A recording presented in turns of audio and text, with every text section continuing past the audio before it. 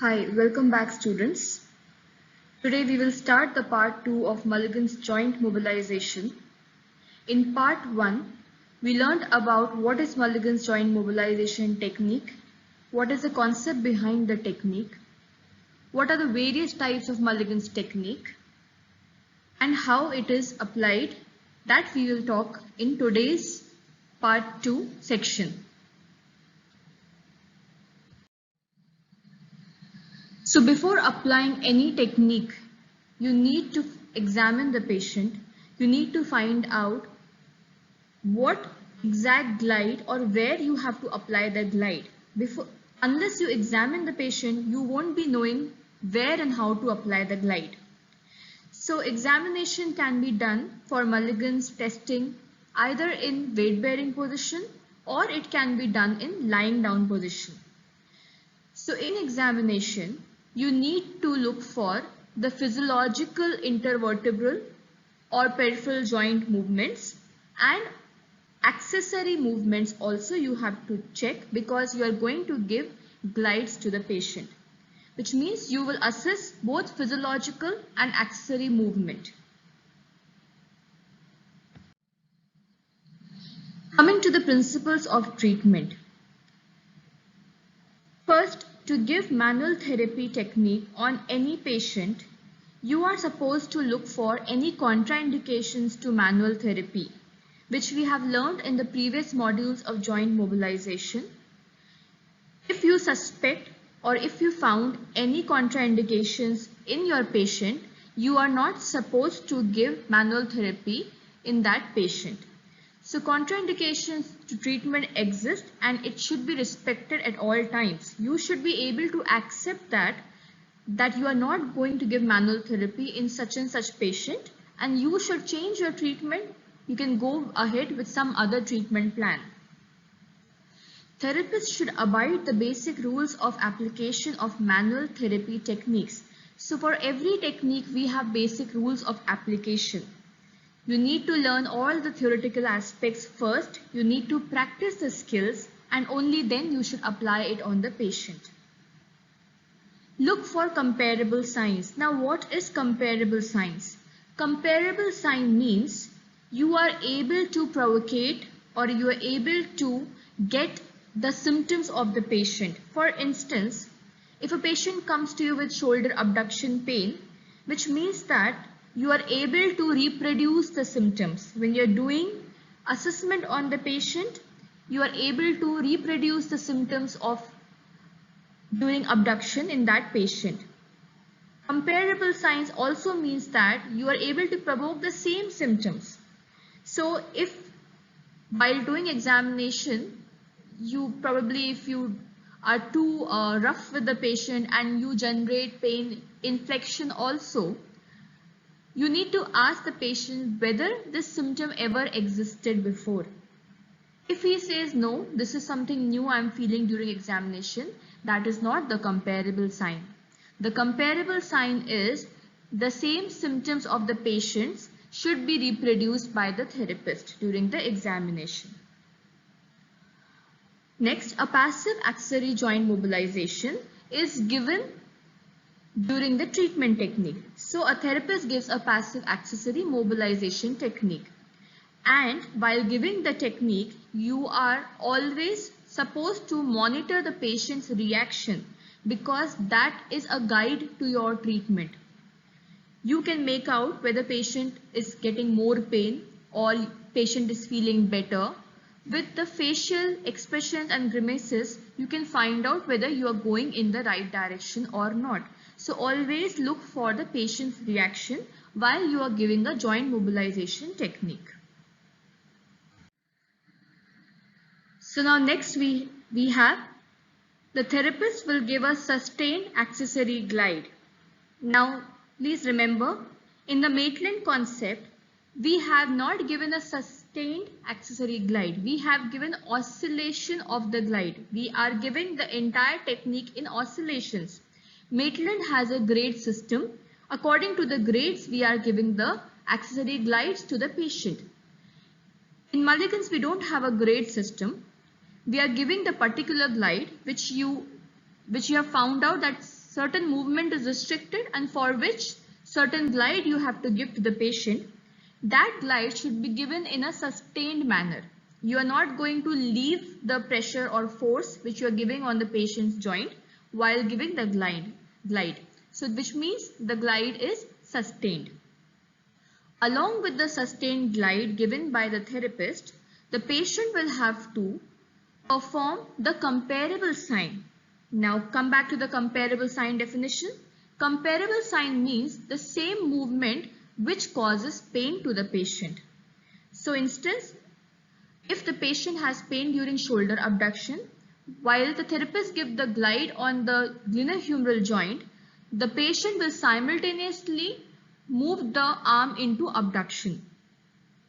So that is what the first point means. Sustained glide along with the comparable sign. So sustained glide is given by the therapist and comparable sign is done by the patient. So glide plus active movement. Now next is repetition during a treatment session typically involves 3 sets of 10 repetitions. So this is a standard dosage for Mulligan's technique where you have to give 3 sets of 10 repetitions, which means one set consists of 10 repetitions. So 3 sets consist of 3 into 10 repetitions. After each set, that is after each 10 repetitions, you are supposed to give a rest period or relaxation period to the patient for approximately 30 seconds to 1 minute of gap period. Next, we have application of passive overpressure at the end of available range. So this means the therapist should give overpressure at the end range, available end range of the patient. For instance, if the patient has pain in abduction, so while doing abduction, whatever is the available range, that can be 90 degrees, that can be 120 degrees, available range of motion.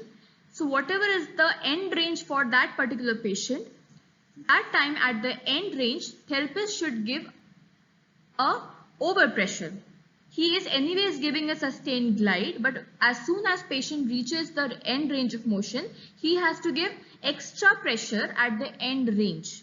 So that is what known by passive overpressure at the end of available range. I hope these points are clear. So now we will talk about various techniques given by Mulligan's. So we have SNAGS, we have NAGS, MWM and SMWLM. These techniques names we have learned in the previous modules. Now we will learn what are these techniques, where it should be given. So coming to the first technique, SNAG, which is sustained natural epiphyseal glide. So the term itself tells you it is sustained glide. The principles of SNAGs are, they are weight bearing, which means that this glide is given in weight bearing position. So weight bearing can be standing, weight bearing can be sitting. So this is weight bearing position and not to be given in supine position or lying position. They are carried out at the end range. So which means that if you find that a patient has pain in the end range, you should start that technique at the end range of motion. They follow the treatment plane rule that applies to the extremity joint. So in the previous module, we learned about the treatment plane. So whenever you're giving any manual therapy technique, be it Mulligan's or mobilization, Maitland's mobilization, you need to look for the treatment plane and accordingly you have to change the treatment with respect to the plane. They are sustained in nature. So this was about SNAGs. We will see further. They can be applied to most spinal joints. So SNAGs technique can be applied to the spinal joints. When indicated, they are painless. Now this is again I'm repeating the same point that Mulligan's technique, whenever you have to apply, you need to see that while applying technique, the technique should be painless, which means the patient's pain should not be there anymore when you are applying Mulligan's glide. They eliminate pain associated with the movement taking place. So whenever you are giving the glide and simultaneously the patient will do the same comparable sign. While doing the same comparable sign, there should not be any pain during the treatment. They are mobilizations which are combined with active movements. So snags are techniques where you are giving a sustained glide to the spinal joints. So snags is given on the spinal joint. So while applying a sustained glide to the joint, you'll ask the patient to perform the same painful movement, and while applying the glide there should not be any pain during the active movement done by the patient.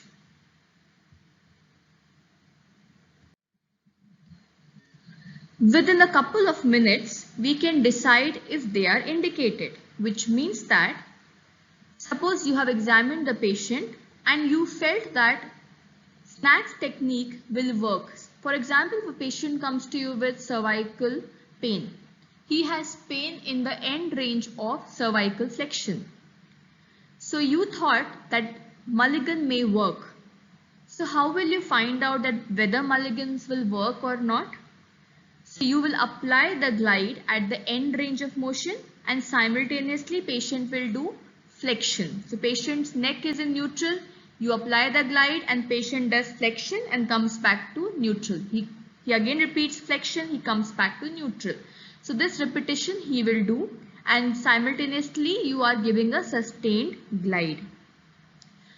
The technique is indicated means when you are doing this on the patient should have a pain-free cervical flexion range of motion. He will tell you, I don't have any pain while you are giving me the glide and while he is doing the movement. So like that you can decide whether the technique is indicated or not indicated. If he has no pain, if he can do the movement easily, yes, the technique is indicated. So this is a straightforward procedure for each movement loss. While giving technique, if there is no pain, yes, Mulligan's is indicated.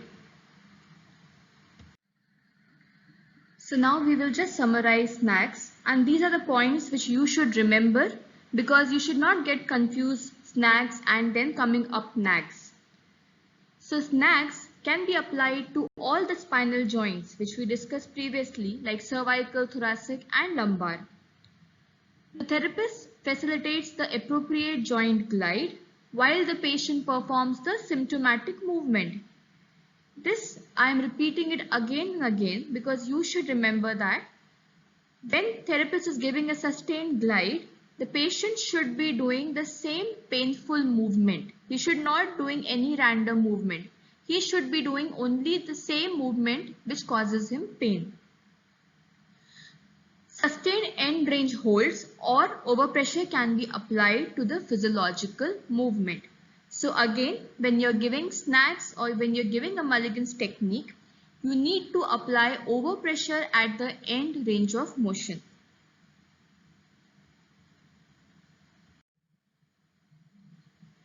The previously symptomatic motion is repeated up to 3 times while the therapist continues to maintain the appropriate accessory glide. Please remember this because I have mentioned that Mulligan's glide dosage is 3 sets of 10 repetitions. That is a general dosage given during Mulligan's technique.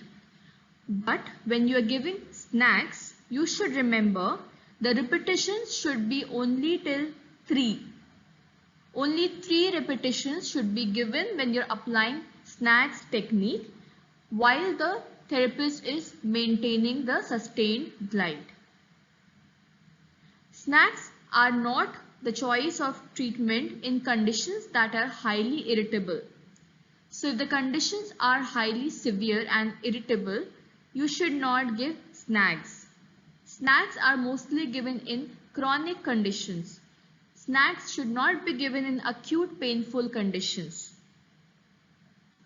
They can be adapted for use in non-weight bearing position. Now, this is not a regular case. Only if a patient is unable to maintain a weight bearing position, only then you can modify the position into a non-weight bearing position. So this is not a regular case.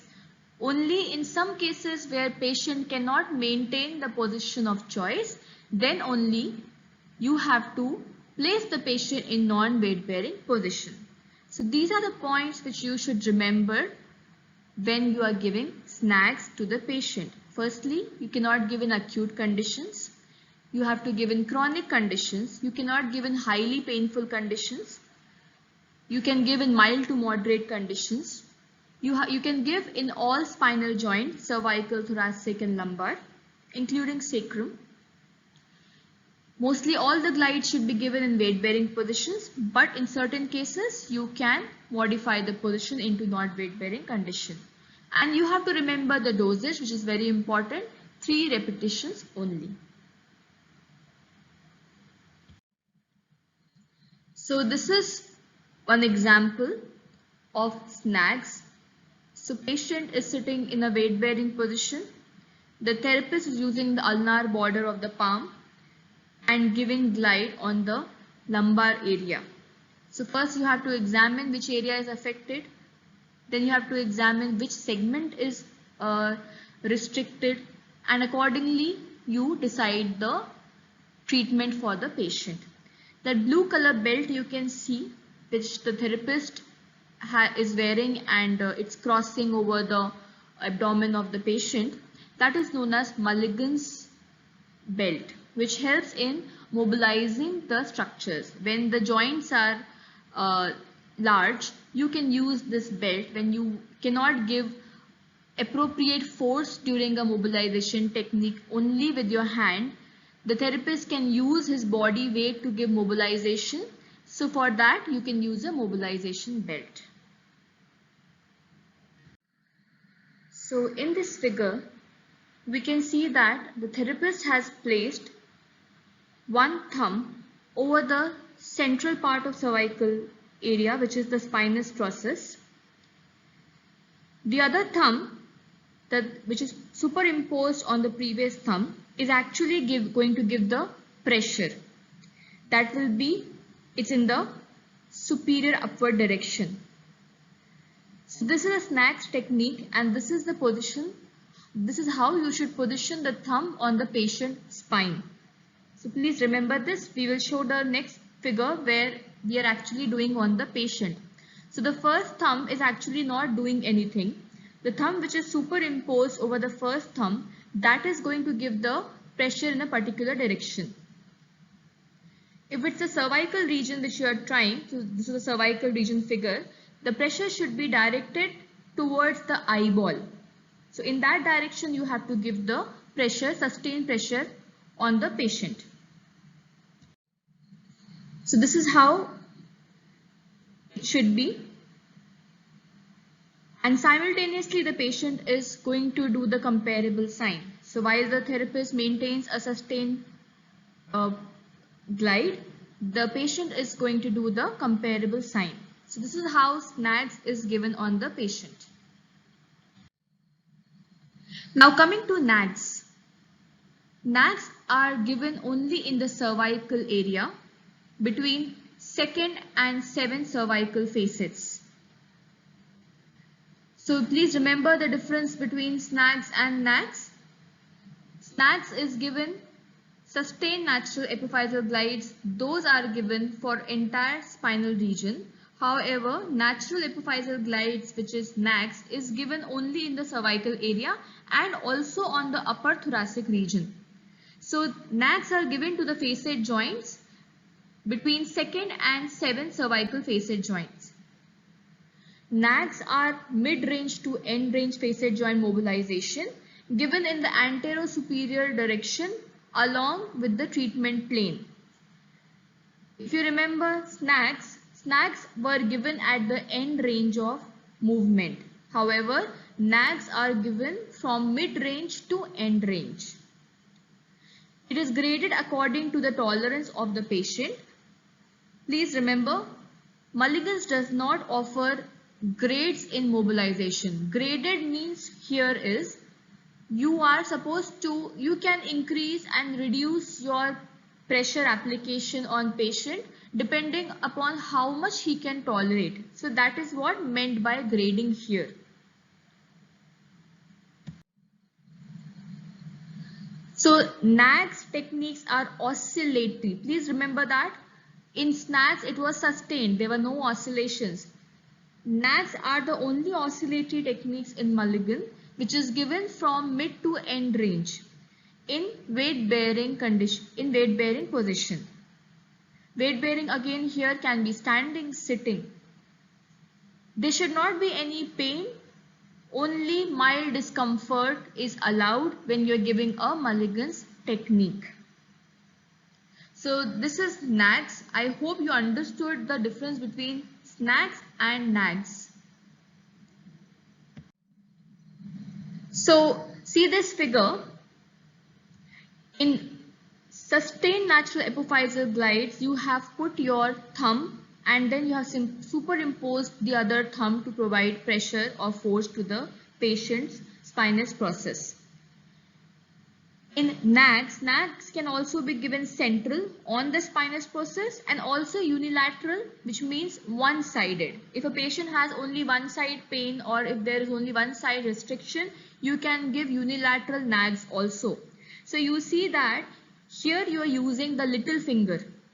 The therapists have positioned, if a particular segment is painful and particular segment is restricted, the therapist has placed the little finger over that segment, and with the border of the thumb or the palm, he is providing the upward force, superior anterior direction.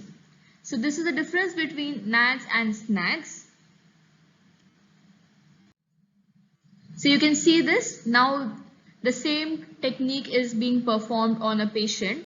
So therapists have grasped the neck of the patient and little finger has been placed over the segment which was painful or which was restricted. With the other palm or the thumb, the therapist is giving an upward direction force, superior anterior direction force. There are oscillatory motions which the therapist will give. These are not sustained motions. And the patient is not doing any active range of motion. The patient will not do any comparable sign. Okay. So this is the difference between Snags and Nags. Now sometimes there are situations when Nags is not working on a patient. It's not working on a patient. So we do a different technique which is known as reverse Nags. Reverse Nags can be used in cervical and upper thoracic spine. In Nags, the superior facet at the side of the lesion is moved up and below. So remember the previous figure. If in unilateral painful case, you have placed your little finger on the unilateral facet joint, the superior one, and then you are giving a mobilization technique. However, in reverse Nags, now you will choose the inferior facet and give mobilization on the inferior facet. That's the only difference between Nags and reverse Nags. In Nags, you gave mobilization on the superior facet. In reverse Nags, if the Nags fails to work, you will give mobilization on the inferior facet. Now the next Mulligan technique is movement with mobilization, MWM. So during the assessment, the therapist will identify one or more comparable signs. Again, the comparable sign means the same symptomatic or painful movement. While the examination, the therapist will have to identify. And accordingly, to rectify or to improve the range of motion and reduce pain for that particular movement, the therapist will apply a glide, a sustained glide, while the patient will have to perform the same symptomatic movement. So the difference between MWM and Snags is mainly for the spinal joints and MWM is for the peripheral joints. The therapist applies glide over the peripheral joint and the patient will do the symptomatic movement of the peripheral joint.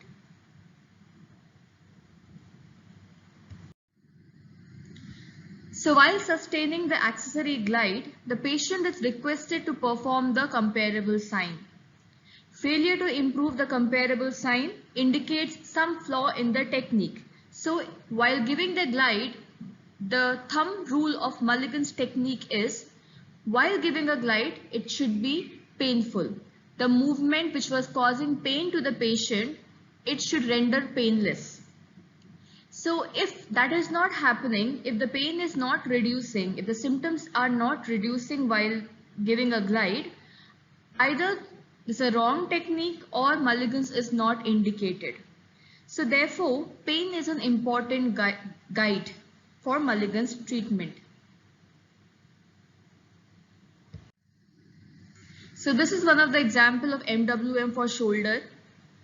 In the first picture, you can see that the therapist is stabilizing the scapula posteriorly and he has placed the other hand on the anterior aspect of the glenohumeral joint.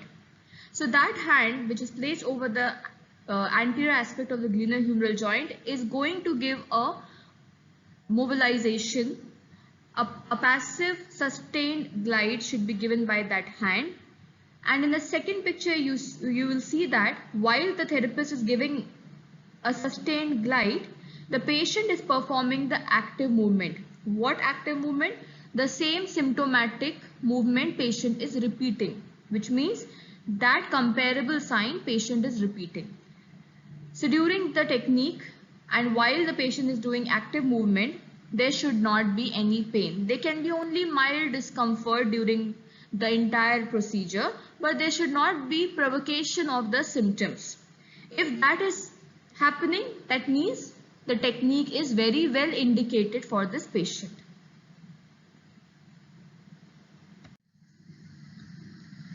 Now here we come to the next technique of Mulligan's, SMWLMS, which is spinal mobilization with limb movement.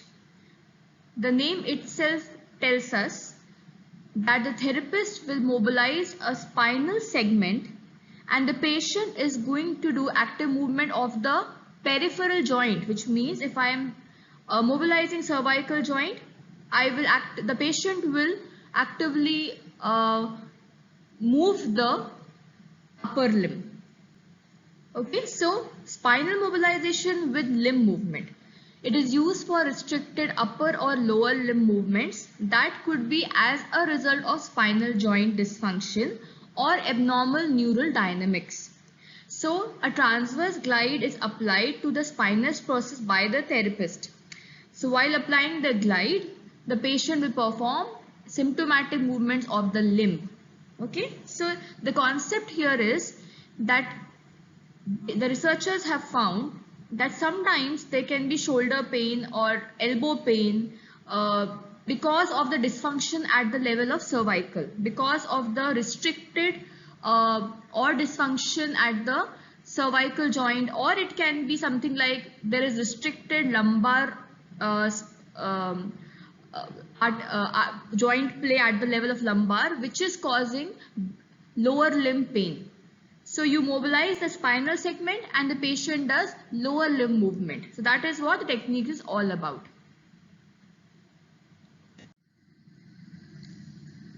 So we have covered all the techniques given by Mulligan, the principles and the basic concept behind it.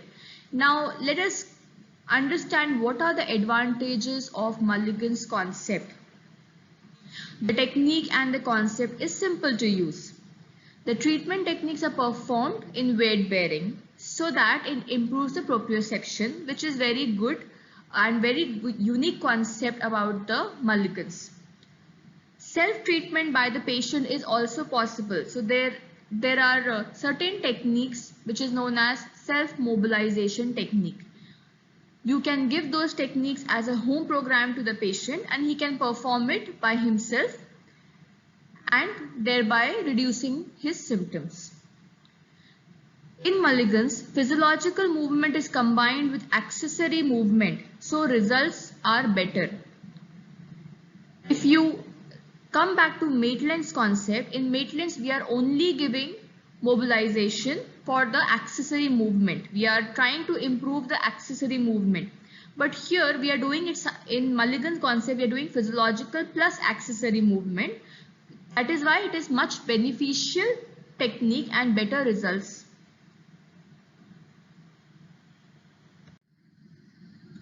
Now the disadvantages of the concept is there is no clear-cut clinical reasoning employed, that is how it is actually improving the symptoms. That is not very clearly mentioned. No mention about the treatment techniques for different stages of the diseases like acute and chronic.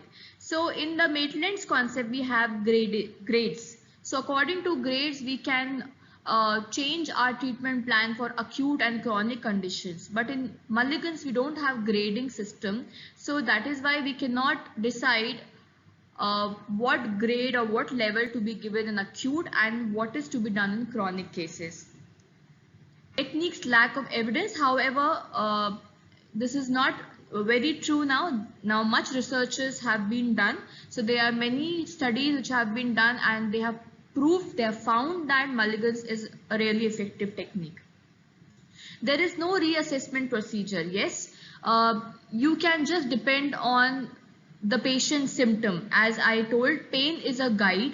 Only that can help us in reassessing whether you are doing the techniques correctly or not, or whether your treatment plan is correct or not. So only pain can tell us and improvement of symptoms can tell us about our procedures reassessment. Pain is the only guide which may be misleading when pain and restriction are in different directions. Sometimes pain is kind of very subjective information given by the patient. So it can also mislead whether to understand that technique is really working or not working. So these are some disadvantages of the Mulligan's concept. Now there's something very important, which is the pill concept. So now we are actually coming to summarize the entire Mulligan's topic. So this is an acronym which is PILL. PILL stands for pain-free, instant result, long-lasting. So this concept is very unique to Mulligan's, that while giving the guide, the symptoms should not be there. The entire procedure should be pain-free. You will instantly get the results. That means that patient will instantly feel better. There is immediate improvement in the symptoms. Then it is long-lasting. Whatever technique you're giving on the patient, it is actually long-lasting. It stays for longer period. So please note, if you do not get pill response, you do not continue the technique. So if your technique is not pain-free, if you're not finding instant result, and if it's not lasting for a long time, that means Mulligan's technique is not indicated in that particular patient. Then you have another summary of Mulligan's concept, CROCS. So CROCS stand for contraindications, which means before giving any manual therapy technique, you are supposed to look for contraindications for general manual therapy.